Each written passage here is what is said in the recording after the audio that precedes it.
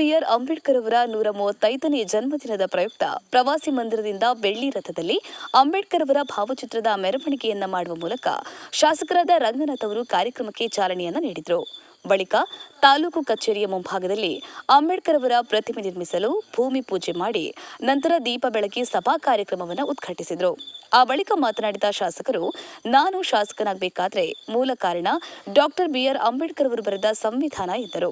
ಕಾರ್ಯಕ್ರಮದಲ್ಲಿ ಎಸ್ಎಸ್ಎಲ್ಸಿಯಲ್ಲಿ ಅತಿ ಹೆಚ್ಚು ಅಂಕ ಪಡೆದ ಪರಿಶಿಷ್ಟ ಜಾತಿಯ ವಿದ್ಯಾರ್ಥಿಗಳನ್ನು ಗೌರವಿಸಿ ಸನ್ಮಾನಿಸಲಾಯಿತು.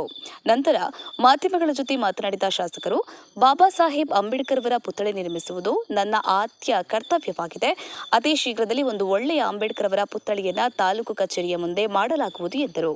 ಕಾರ್ಯಕ್ರಮದಲ್ಲಿ ಹಿರಿಯ ದಲಿತ ಮುಖಂಡರಾದ BG Gangadharaiah, Narayan, Varadaraju, Gopalanna, SR Chikkanna, MC Krishnaraju, Mallanayakanahalli, Venkatagiriyappa, Shivaprakash, Kantanahalli Kumar ಮತ್ತು ಸಮದ ಸೈನಿಕ ದಳದ ಅಧ್ಯಕ್ಷರಾದ ಹಟ್ಟಿರಂಗಯ್ಯ, ಚಿಕ್ಕರಾಮಯ್ಯ, ಯಡವಾಣಿ ಶ್ರೀನಿವಾಸ್, ದಲಿತ ಸೇನೆ ಅಧ್ಯಕ್ಷರಾದ ವರದರಾಜು, ಅನೇಕ ದಲಿತ ಮುಖಂಡರುಗಳು ಹಾಗೂ ಪದಾಧಿಕಾರಿಗಳು, ಮಹಿಳಾ ಹೋರಾಟಗಾರರು ಹಾಗೂ ಸಂಘ ಸಂಸ್ಥೆಯ ಮುಖಂಡರು, ಸಾರ್ವಜನಿಕರು ಉಪಸ್ಥಿತರಿದ್ದರು.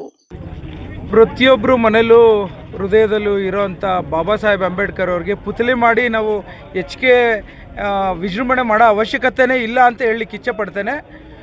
ಆದರೆ ನಮ್ಮ ಖುಷಿಗೆ, ನಮ್ಮ ಸಂತೋಷಕ್ಕೆ, ನಾನೊಬ್ಬ ವಿದ್ಯಾವಂತನಾಗಿ ಇಡೀ ಜಗತ್ತಿಗೆ ವಿಶೇಷವಾದಂಥ ಸಂವಿಧಾನವನ್ನು ಕೊಟ್ಟಿದ್ದಂಥ ಶಿಲ್ಪಿಯ ಸಮಸ್ಯೆಗಳನ್ನು ನಿವಾರಣೆ ಮಾಡಿ ಇವತ್ತು ಭಾರತ ದೇಶಕ್ಕೆ ಸ್ವತಂತ್ರ ಅನ್ನೋದನ್ನು ತೋರಿಸ್ಕೊಟ್ಟಂಥ ಶಿಲ್ಪಿದಾರರಿಗೆ ಅವರ ಪುತ್ಥಳಿ ಮಾಡೋವಂಥದ್ದು ನನ್ನ ಭಾಗ್ಯ ಅಂತ ನಾನು ಭಾವಿಸ್ತೇನೆ. ಹಾಗಾಗಿ ಇವತ್ತು ನಾವು ಶಂಕುಸ್ಥಾಪನೆಯ ಪೂಜೆ ಮಾಡಿದ್ದೇವೆ.